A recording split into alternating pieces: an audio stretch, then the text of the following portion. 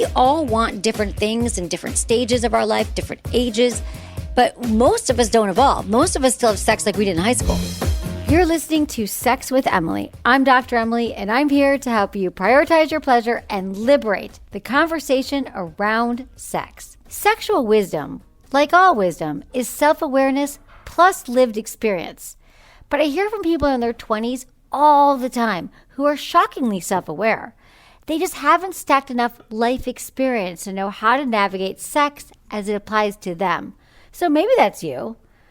Or maybe you're not in your 20s, but feel like you missed out on some sexual basics. And if that's you, gather around because this best of episode is devoted to all the killer advice I wish I'd be given in my 20s, and actually my 30s. I needed advice all the time. Whether it's figuring out what your turn-ons are, what to do when a partner constantly cheats, or how to try anal. One word, lube. I'm answering all of your ground zero sex questions today. We get into all of that, plus how to approach your first threesome, how to seek out couples therapy, yes, you can do it in your 20s, and how to communicate your deepest desires in the bedroom. Hey, let's talk about intentions for a second. For each episode, just join me in setting an intention for the episode. What I mean is, like, what do you want to get out of listening to this episode? I set an intention, and my intention for this episode was to basically help you deepen your sexual self-awareness and hopefully save you a ton of guesswork on your unique sexual journey, no matter your age. Also, please rate and review Sex with Emily wherever you listen to the show. And my new article, How to Make an Awesome Dating App Profile, is up at sexwithemily.com. Also, check out my YouTube channel for more sex tips and advice. If you want to ask me a question, please do so. I love hearing from you. Leave me your questions or message me at sexwithemily.com/assemily. Or you can call my hotline, 559-TALK-SEX, or 559-825-5739. And please just always include your name, your age, where you live, and how you listen to the show. Oh, but listen, you can change your name if you want to remain anonymous. I'm totally cool with that. All right, everyone, enjoy this episode.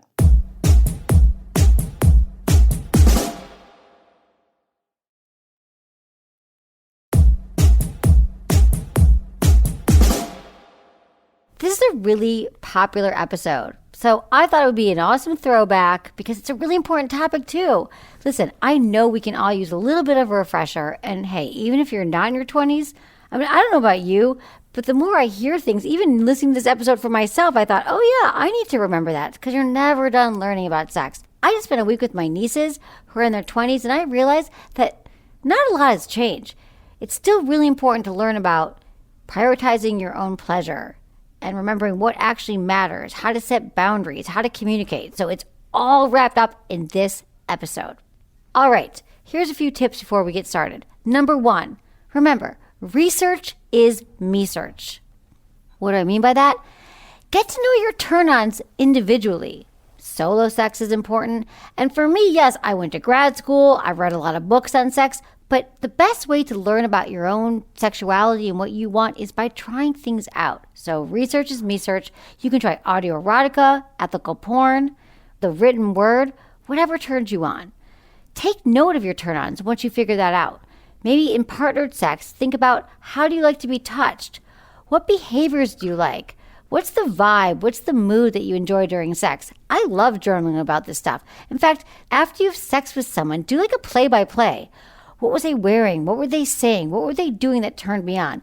A lot of times we don't even think about our past sexual experiences, but think of it like your sexual DNA.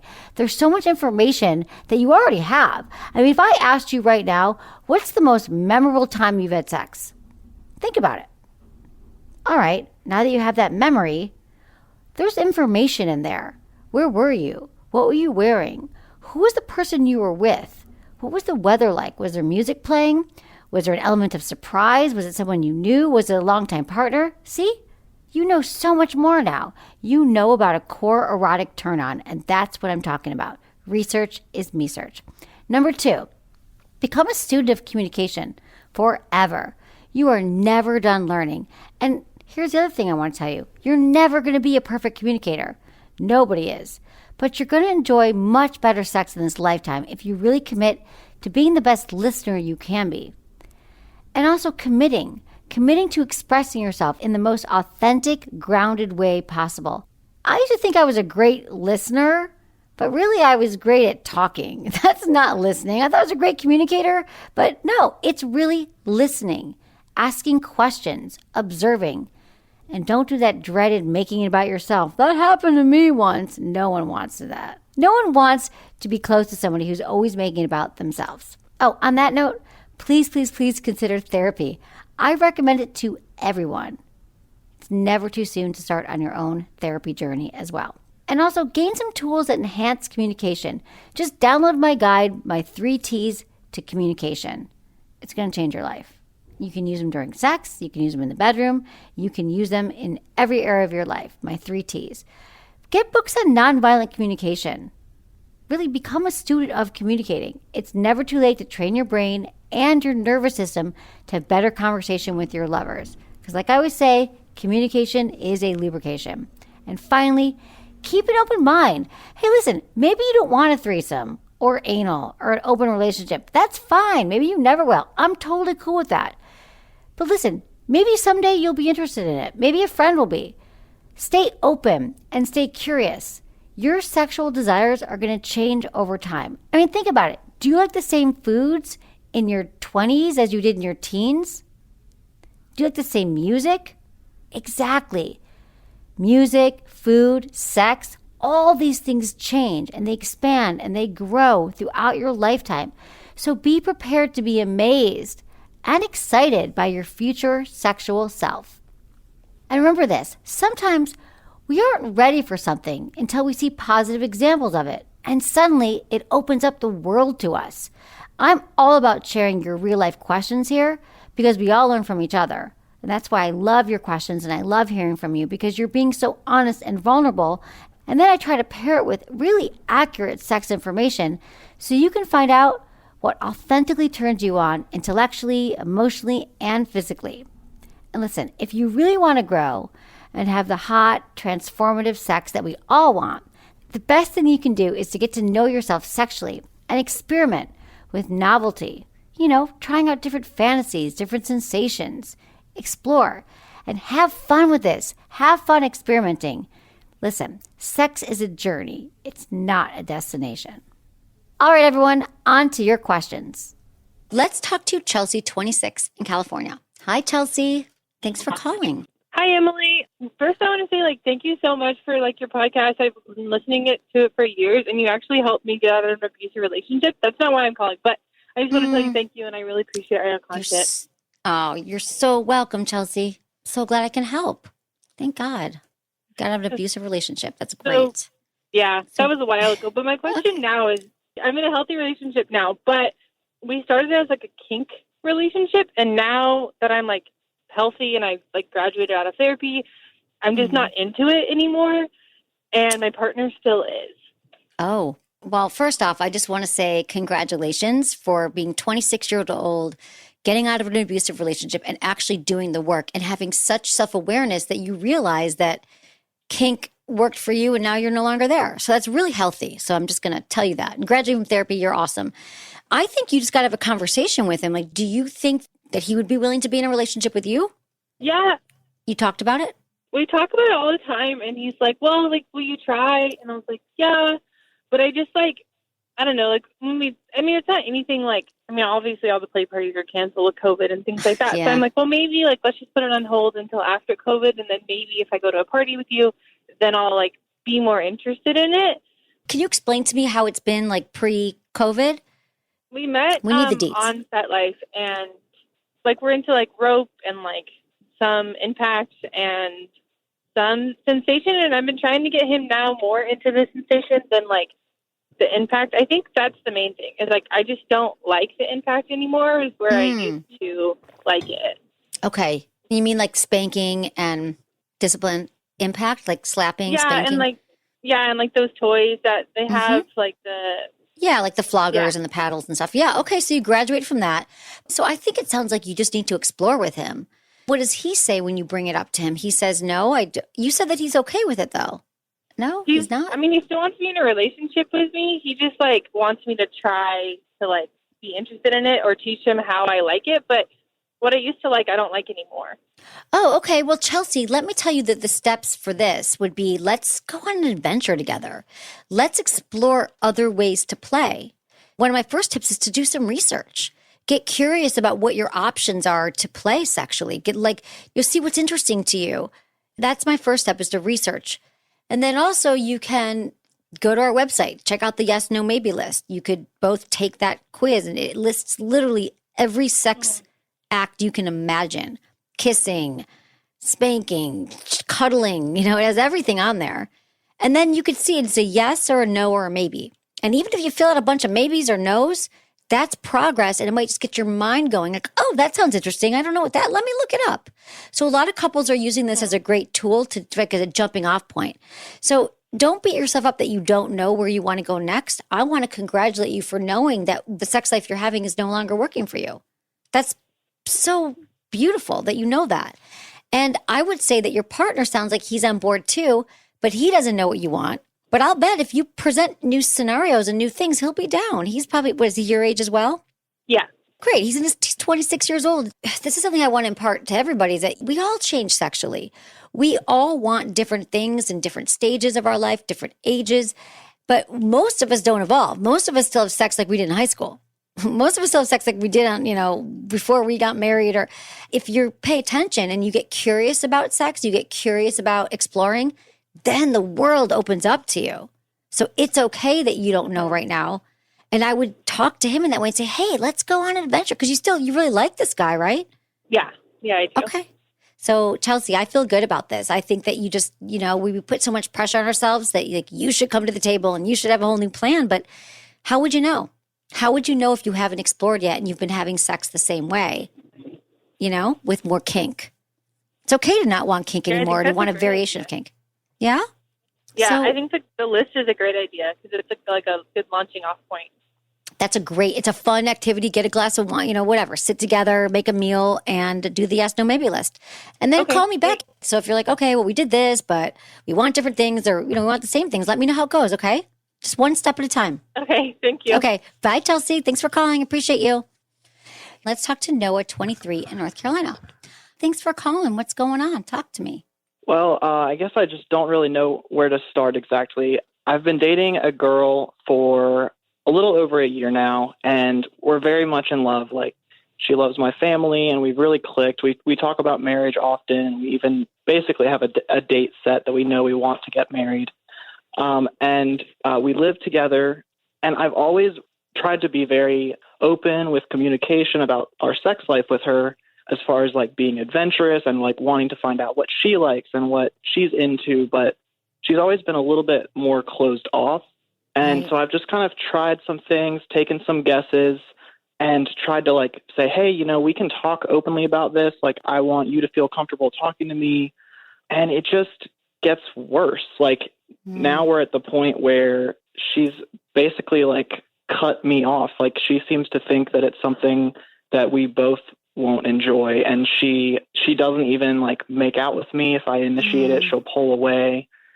And otherwise, she brings me gifts. She's so sweet to me. She clearly still loves me, but it's almost like I'm being friend zoned in my own relationship. And literally a few weeks ago, I even surprised her. I drove an hour both ways to get her favorite sushi, and I surprised her with a candlelit dinner and a bottle of sake. And whenever I started to try to initiate something, she got really upset and left the room and got in her pajamas, and just like, that was it.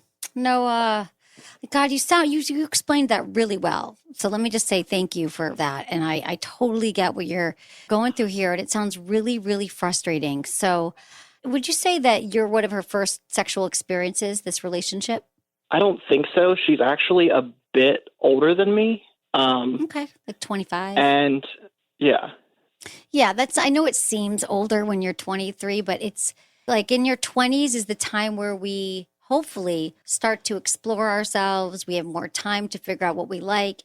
Maybe she's never really explored herself before, or she doesn't really know how to talk about sex. Maybe she grew up in a home where it was shamed and it wasn't encouraged to talk about sex. Maybe she doesn't know her own body yet. Unless you've been listening to my show for 10 years, or you actively were seeking, 15 years, you were seeking out sex information. I just think it's a sign of she doesn't really know enough about sex. Does she have orgasms? Does she have pleasure? Does she masturbate? I'm starting to question that. I've gone down on her a few times, and she says that she really likes it, and she says that she never had someone that was as good at it as me. Mm-hmm. She seems to enjoy it, but she still is hesitant to let me do it, and she doesn't really seem to like it. She doesn't seem to like clitoral stimulation a whole lot. Okay. And do you think, so, I haven't really figured that out yet. Well, Noah, you're not, well, listen, you're doing everything right, but I think we got to start with the communication aspect here. I'll bet that she just doesn't have a lot of experience with her own body. I think we hear this every day from young women in their 20s who feel they don't want someone to go down on them. They feel like they're dirty or their partner won't really want to. They've never had an orgasm. They've never explored their body. Maybe they're holding on to something from childhood, religious shame. Maybe she had trauma. I'm just throwing things out there. No, I don't know. So you're doing everything right. I'm sure you're being a wonderful boyfriend. And God, I mean, you got me sushi, I'd be in. But there's something going on with her. Is she on any medications? Is she on antidepressants or birth control pill? Not that I'm aware of. She's definitely not on birth control. I'm pretty sure she's not on any antidepressants either. She does seem to have some insomnia, so she takes melatonin, but that's about melatonin's pretty safe. So Noah, I don't know if you ever listened to this show before. A lot of couples listen together. I think she just needs to start to hear the language of it's totally okay to talk about sex. It is something that our pleasure is our birthright. We all deserve to be sexual beings and to explore ourselves. And it's okay to ask for what we want. And listen, I was having sex till I was 35, and then I realized I was not enjoying it as much, and I wasn't having orgasms, and I was faking. And so she's pretty much where a lot of women are. Because you're thinking, well, I've been masturbating since I was, I don't know how long, Noah, 16 or 15. It's you're what? She probably hasn't. I didn't masturbate till I was 25. I didn't even know about it. So what I'm hearing is that she loves you. She wants to be with you. She's doing really sweet things. But this whole sex piece is sort of a really big unknown. It's a big question mark over her head. A lot of us don't have accurate sex information. We weren't raised with sex ed in schools. The only thing we learn from is porn or someone gossiping about something in high school. And then we think that's true. Guys don't really want to go down on you. Maybe she heard that once and thinks she's shameful. It's bad. It's wrong. I'm just kind of throwing out all the things, Noah, but you probably need to unpack together.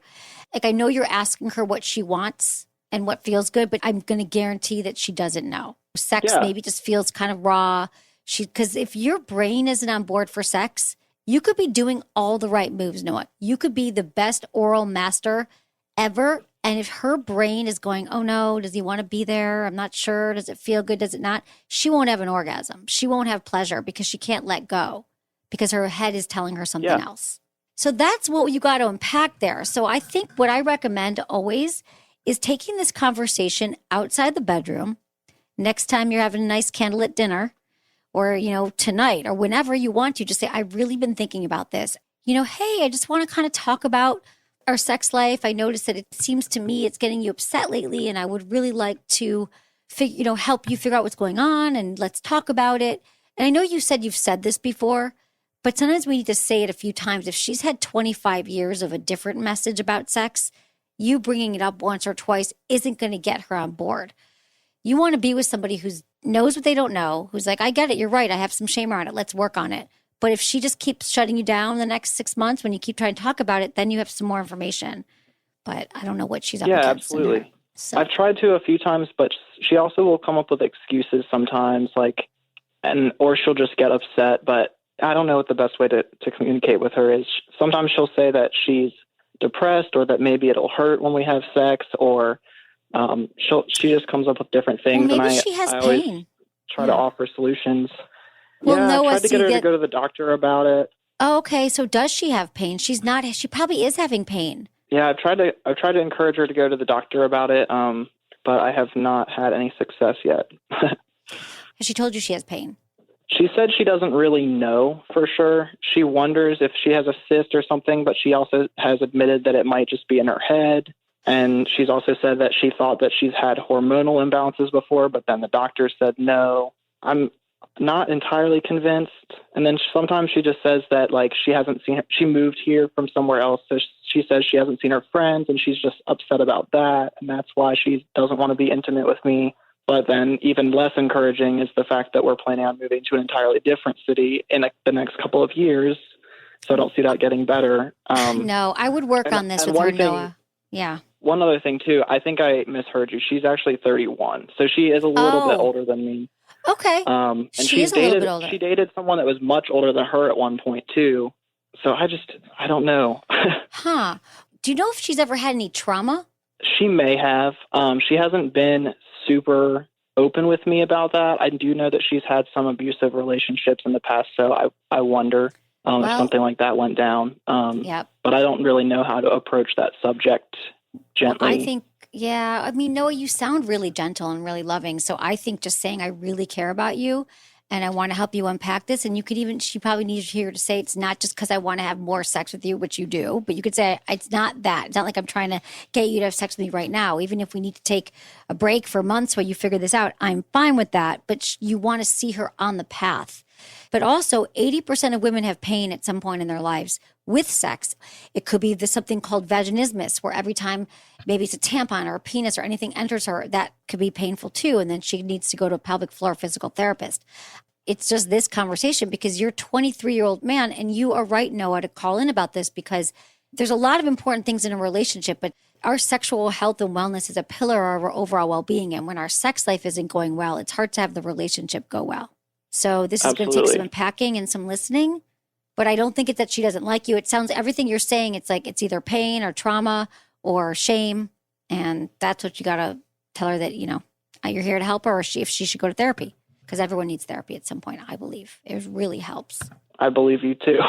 Well, thank you so much. Of course, Noah, I'm here. Let me know how it goes, because I will be here for you. All right. Well, thank you very much, Noah, Emily. Have a great night. Thanks for calling. I appreciate you. You too. You guys, it is not easy to have these conversations. It could be religion. It could be pain. It could be a message you had growing up.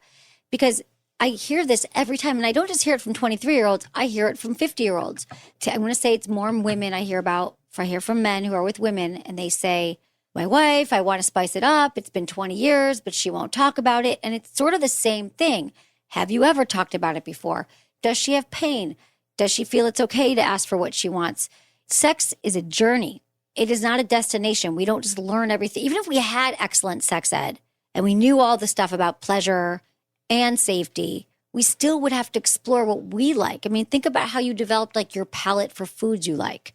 Like, when you go into a restaurant, what flavors you're ordering, what food you like. Do you want pasta? Do you want pizza? Do you want chicken? Maybe you never eat chicken. So you're like, I will not have chicken. But because of a lifetime of eating food, you figure out what you're into. Your sex life is exactly the same. And if you haven't tasted as many different flavors, you are not going to know. And then on that, you put shame or you put trauma. Maybe she's afraid of hurting her partner's feelings. Maybe she's like, Noah, I don't want to hurt your feelings. So if I tell you that I have pain, then you're going to leave me. I mean, there's a lot of different things, but we have to clear out all these roadblocks to even getting to sex. That's what I'm saying, that no matter what age you are, I can't just say, well, download the yes, no, maybe list, buy your partner a toy. You can't lead with that stuff. You got to clear the cobwebs of the communication. You got to get into it. You got to and every relationship's going to have this. And the older you get and the longer you're with someone, it gets a lot harder to talk about your sex life. But I say, start now. Start tonight. When we come back, we'll talk to Elizabeth, whose boyfriend keeps cheating on her.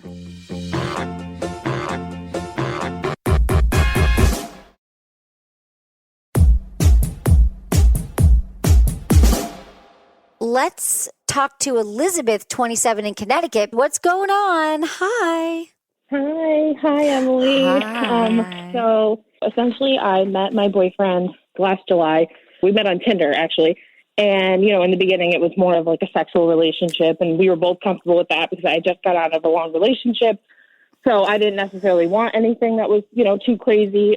Things kind of progressed with him. And, we did end up starting to date. And I believe it was like February. We went away together for this very romantic trip to Boston. And I come back home Monday morning, I get a message on Facebook that's basically like, blah, blah, blah, blah, blah, my boyfriend. And I'm like, wait, what? I was completely And it was taken his back. picture, right? She was talking about your boyfriend. She's Yes. like, she called him my boyfriend. Yeah. Okay, got it. Wow. Yeah. Okay. So, long story short with that, we ended up, breaking up for a while. This is when quarantine had first started. So, he was by himself. I was by himself, just sulking in my thoughts. So, after a few months, I kind of decided, let me give him a chance to kind of rectify the situation and talk about it, because I had also been in the same situation with my ex-partner. Her and I were in that same kind of predicament towards the end of our relationship. So I understood and I empathized where he came from, and I knew if it were me, I would want a second chance. So, we did all that. His one of his really good friends, like I would say one of his best friends, had passed away in late August. So after we had gotten back together, we were living together at this point again, and his best friend had passed away, and I just noticed a big change in his personality, and I noticed that he was starting to act very different. One night I just had just the idea of something just didn't feel right. So I ended up going through his phone, which normally I don't ever do. I have no reason to do that unless, there is an actual reason that presents itself. So I did. I found some stuff with a phone number with the area code that was actually from Connecticut, and he was from New Jersey. So I was like, this is really weird. So I confronted him about it. He ended up coming clean. So it was a girl that I actually went to high school with, surprisingly enough. And I guess they had met up and they slept together. And, immediately after, when I found out, it was a big blowout. We did have a big argument about it. So fast forward to today, we are, I'm almost embarrassed to say it, but we are still together. We've done a lot of talking. Being in quarantine together has forced us to really reevaluate our relationship, what it is that both of us want, what it is we both need, and what we want from each other. So we've had a lot of really good conversations. And I will say, as a partner, he does want to do better. And I think he does want to rectify what he does, but he has this serial past. And I'm just wondering, is there a way for us to move on? What do we do to move forward? We talk all the time. We are very open with each other. We do have those great conversations where we're, I believe, starting to build trust again, but it's is it possible to move forward? It's a great question. I mean, Elizabeth, I only think that people change if they want to change. So he can't just say, I'm not going to cheat again. He doesn't know why. He's got an impulse. It's probably intimacy issues. You get too close and it's hard for him. Is he your age as well? Is he also 27? He's 29. So he's a little bit older. Yeah.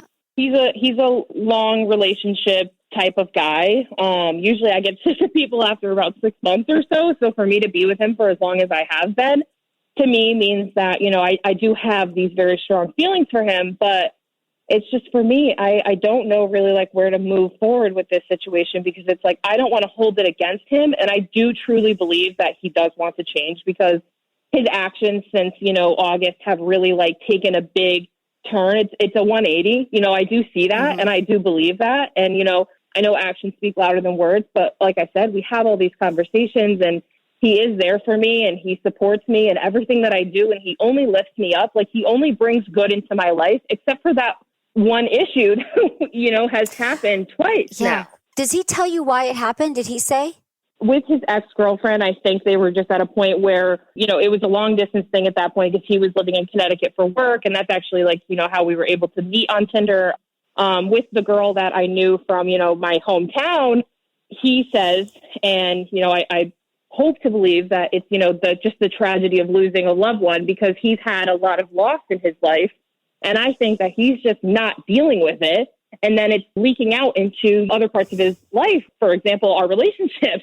I don't think that you just rebuild trust because time goes by. I think you're very forgiving. I just think that there's usually something else. Do you guys want to get married? Do you want to be monogamous? Have you guys talked about what you both want? Yeah. We've had very serious conversations about, marriage and children and just where we want to go with our lives together. It's not like this is, just a little fling. We've been doing this for, almost a year and a half now, almost going on 2 years now. And it's we've gotten to that point. He even says to me all the time, he's like, I've told you things that I have literally never told another person before. And you obviously want to believe that that's true, but, he's told me some very deep, intimate things that you don't just like share with anybody, Well, but I don't think that means that he's not going to cheat. I'm going to be honest. Just because he's telling you things, to me, it's more like, does he fantasize about being with other people? Does he really think you're the last woman he's going to sleep with for the rest of his life? Is he the last man you're going to sleep with for the rest of your life? Listen, there are statistics that show this. I am not making this up, that when someone starts a new relationship by cheating, they're going to cheat on you. They're going to cheat on the next part, the next part, the next part, until they figure out maybe they just don't want to be monogamous. Maybe there's someone who wants an open relationship. Maybe he still has some stuff he wants to try out. I'm sure it's not about you. It was variety. And you guys are in your 20s. And a lot of people just kind of want to, maybe he wants his cake and eat it too. He's like, well, I really like being with you. I don't know, but I can't guarantee, it sounds like it's been good for a few months, but it was good for a few months last time as well. And the fact that he's telling you deep, intimate things doesn't mean that he's not going to cheat when the impulse, when something happens. Of course. There's an impulse. Right. So that's what I'm telling you. So, and if you I recommend couples therapy. I know you might think you've been together a year and a half, but even just going a few times could be helpful. I'd have a hard time trusting right now. So we've had conversations about, going to therapy together. Unfortunately, both of us had lost our jobs during the pandemic. So it's left us kind of in a position where we don't have insurance to, go to do those things. So we're stuck, kind of at home, just talking things out and, going day by day, pretty much. I have very strong feelings for him. And like I kind of said before, when it hits that 6-month mark, I'm usually like, I'm okay, but with him, I do feel that strong connection and I do want this to be like my last relationship. And, he's expressed the same thing. It's just, so hard to obviously know what the other person's thinking. You almost want some way to read their mind, but obviously that's not possible. Right. Well, there's just a little bit more understanding, doing some deep dive into what are your values? What does the future look like? What's your views around money? Do you both want kids? What kind of sex do you like having? Check out our yes, no, maybe list at sexwithemily.com and download that. Start having conversations about real things so you can start to figure out, are we people who really could stay together and like the same kind of things? Right. Yeah. Are you compatible? Right. I mean, I think that's what you got to figure out right now. Not just sharing things about your past. And it's great that he trusts you because you can make excuses. It's about the ex was already over and that this one was because his friend died. But I don't know. If my friend died, I'd want to go towards the person that was giving me love and support. I agree. So I think these are all real concerns. I think he just needs his own therapy. I think, I have things that I want to work on myself, but in order for us to be happy together, I think we need to be happy separately, Well, that's true too. Maybe you trying to juggle all that. Yeah. And it's a lot. I think if you could definitely get some kind of therapy right now, I think it's always helpful to have therapy, especially in your 20s or when you're not in a huge crisis. It's a good time to go. I'm trying to think of if there's a good book you guys could do together. The book is called Coming Together by Celeste and Danielle. It's a sex therapy book, Coming Together. Okay. And it's a really good book. It's about embracing your core desires, sexual fulfillment, and long-term compatibility. And it's a book about sex. I mean, it's mostly sex compatibility, but I'm going to be honest with you. You're probably going to find out some things about it. I think that's actually where a lot of couples fall short because they haven't talked about sex and then they get married and 20 years go by and they realize they don't even like the same kind of sex. So maybe do something like that. Once a week, get together. Okay. All right. Thanks, Elizabeth. Okay, thank you so much for your help and just kind of talking me through it. I appreciate it. Yeah, of course. Take that next step. Thanks for calling. Miley, 22 in San Francisco. Hi, Miley. Thanks for calling. What's going on? Hi, Emily. Hi. I just had a couple questions about the drawbacks of anal. I was just wondering what the, if there were any negative consequences of it, and if you had it too frequently, what you should look out for, anything you should keep an eye on when you're doing that sort of sex. Great question, Miley. Great question, because there's dangers to anal sex if you do it incorrectly. And that's why it gets such a bad rap for being so painful. And so if you just have no warm up and your partner just sticks it in, I assume, are you with a penis? A man? Are you talking about for you? Yes, okay, I got was. it. Okay, so here's the thing is that it's all about these few things that are the most important. The most important are that you're relaxed that you're breathing, Miley, that you're already turned on. Maybe you've already had a clitoral orgasm. Maybe he's already gone down on you. You know, you're already like making out, or maybe you're already even having sex, penetrative sex. And then you want to make sure that you are in a comfortable position, rolled over, and then you use a ton of lube. Like my best tips are like use a lot of lube. I recommend a silicone lube. Pure makes silicone lube that's incredible. It's called Pure Analyze, actually. It's an anal lube. He could also try with a finger first. Make sure that his hands are clean and nails are trimmed and all those things. But he could also just start teasing you on the outside. But what happens is a lot of times, like the anus is not self-lubricating. So it could be dry when you stick something in. So you just got to make sure that you do all the prep. Okay, yeah. Well, my follow-up question was going to be which lube do you recommend, but thank you for covering that on the first round. Of course, yeah. Well, because it's all about lube, Miley. You're not allowed to have anal sex without lube. I won't lie. Okay, well, duly noted. Okay. Thank you. Of course. Let me know how it goes. Thanks for calling, Miley. Appreciate you. We're going to take a quick break, but stick around for my call with Hannah, who's looking to have a threesome.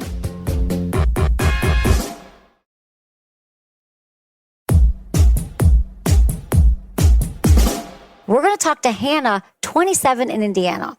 We're going to help you, girl. Hannah, what's up? Thanks for calling.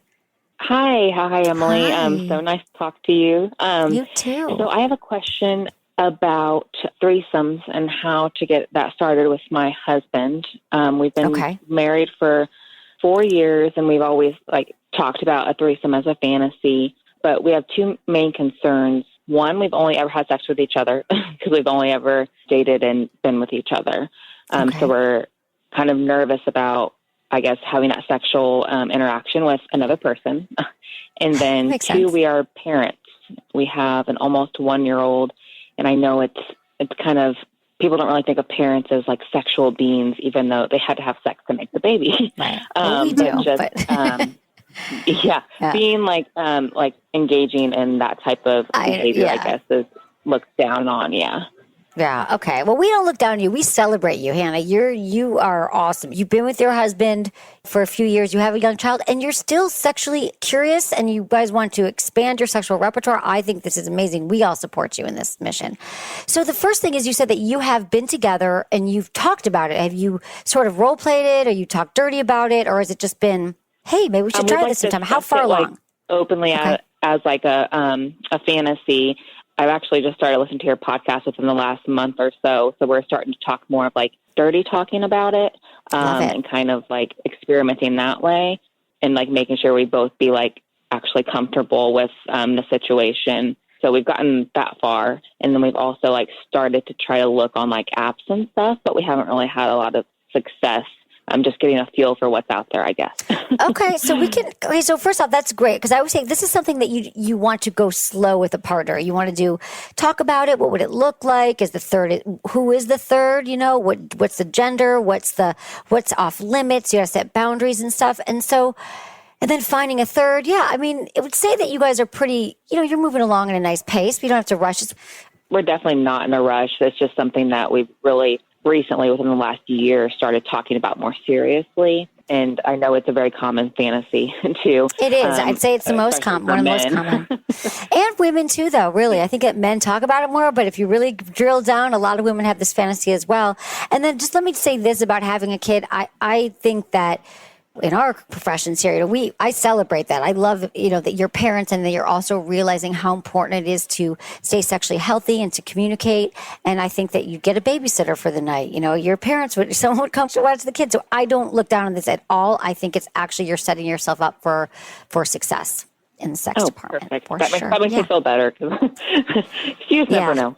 Yeah, no, I'm here for you, Hannah. So see how that goes. Kind of play with the dirty talk the next few weeks. And thanks for calling into the show. I appreciate it. All right, Hannah, have a great night. Thank you so much for calling. Corrine, 22 in D.C., has a question. Hi, Corrine. What's going on? How can I help you? Hey, Emily. Hi. Okay, I just have a little teensy problem that's kind of big. So I've been talking to this guy for a couple of months. We decided to do the do. He's not really good at the giving head situation. So I don't know how to, I felt like I tried to direct him. But I don't feel like he was still picking it up. I wonder how I could better probably teach him. It's a great question because this is important. Well, here's the thing. Corinne, here's the thing. Is he your age as well? Is he 22? He is 22. Okay. Actually 21. So okay. Yeah. Does he want to please you? Like, do you think he wants to get good at it? Is he trying? Yeah, he is trying. Mm-hmm. Okay. So that's good because there's some guys who are like, nope, I'm not into it. It's not my thing. So we know he wants to try. Have you had good oral sex before? So that's the thing. I haven't had a lot of it, no. Right. Actually, I was going to tell you that listen, and I don't want this to be an unpopular, I don't often just say things like this, but when you're 22, 21, you haven't had as much experience. It's a skill. And it takes different women and different experiences to kind of know what you're doing. And I don't think I had great oral times like in my 30s. So like, I'm just telling you that most people don't know. Every woman's body is a little bit different. But do you have orgasms on your own? Or pleasure? Do I have orgasms on my own? Yeah. Yeah, when I'm by myself. Do you masturbate? I do. Yes. Oh, okay. So you know but what feels... like I don't use any toys. But oh, that's okay. You don't have to use toys, but do you have an orgasm? Have you had one? Yes. Oh, good. Yeah. Amazing. So do you like touch your clitoris? Do you rub yourself? Do you know what you do when you're touching yourself? Probably just a finger in. Mm-hmm. Inside. Okay. Awesome. That's a good step. Yeah. That's a good start. So the first thing that's important is just to go slow because I feel like a great like overall oral sex tip if you're going down on a vulva would be to get a comfortable position and then just start to tease and like lick around the clitoris, you know, maybe like tease your thighs and not go right for the clitoris and start like, you know, munching away at it and aggressively. That I think for many women, it's like a lighter touch. And it's a buildup and it's slow and it's sort of like making out with your mouth, but they're sort of making out with your vulva, external part of your vagina. Like you could even show him what you do when you masturbate, like how you touch yourself to bring yourself to orgasm. A hot thing to do is to have him watch, like you do it. So you could also do mutual masturbation where you're both masturbating and getting yourselves off and then it's really hot to watch each other and then also you are learning, kind of he's learning by watching you what you like. And so oh my God, yeah, that's a great idea. Yeah. So that's a great thing to do, you know, and I think that it's experimenting and actually asking him too and saying, is it okay if I give you direction? Like when you're doing it and you guys could sort of learn together. Okay, Emily. Yeah, let me check that out. All right, Corinne. And now, so if you go to sexwithemily.com, we've got a lot of great tips there for you. But I would start with some of those and just be patient with them. I love that he wants to try. Right. No, thank you so much, Emily. Oh my God, you're so welcome. Oral sex is an important skill that we all need to cultivate, I believe. All right. Thanks, Corinne. Great call. I think that's something that you want to get good at. You want to get good at paying it. And the thing is not like you just one day get a badge of honor that you're the best at oral. It's different with every partner. What I just mentioned is experimenting with different bodies. And so then when you're with someone new, you kind of know to pay attention to the way that they react when you touch them in different places. You can look at their face. You can kind of tell when they're getting aroused and turned on. But you have to learn that by doing. Let's talk to Carly, 20 in California. Hi, Carly. Thanks for calling. Hi, how are you? I'm great. I'm calling because me and my ex-boyfriend have kind of been in the process of getting back together, but we live this long distance, so we've kind of been trying to figure out how that looks like.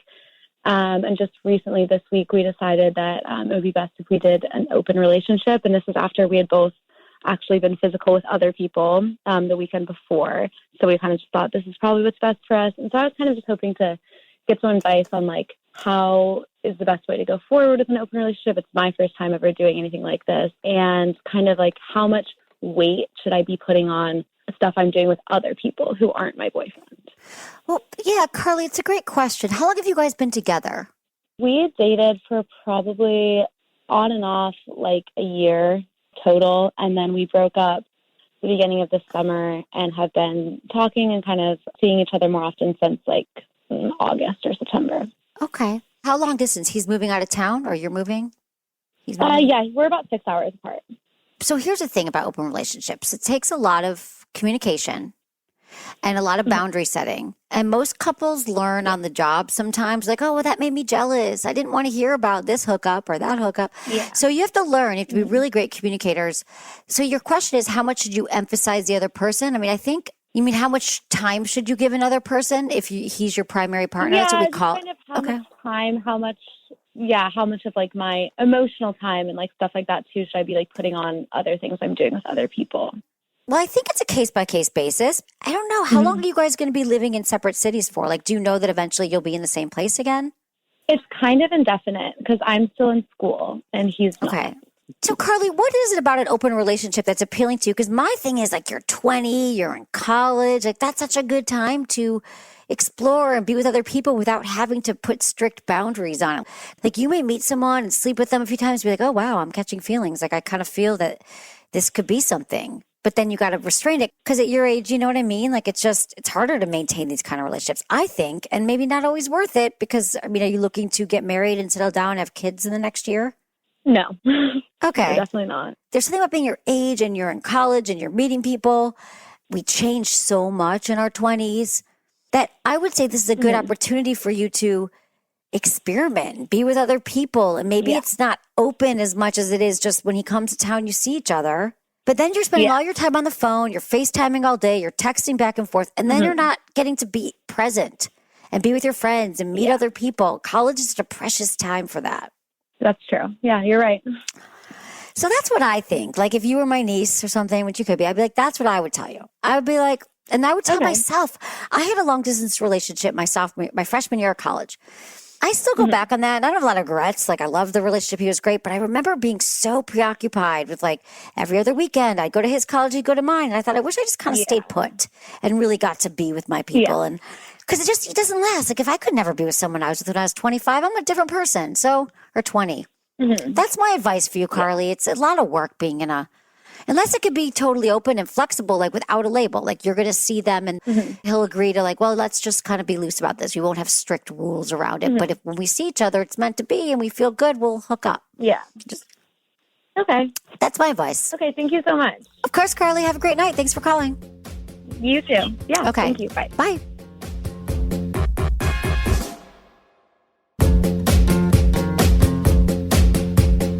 That's it for today's episode. See you on Friday. Thanks for listening to Sex with Emily. Be sure to like, subscribe, and give us a review wherever you listen to the podcast and share this with a friend or partner. You can find me on YouTube, Instagram, Facebook, and Twitter at Sex with Emily. Oh, I've been told I give really good email. So sign up at sexwithemily.com. And while you're there, check out my free guides and articles for more ways to prioritize your pleasure. If you'd like to ask me about your sex life, dating, or relationships, call my hotline, 559-TALK-SEX.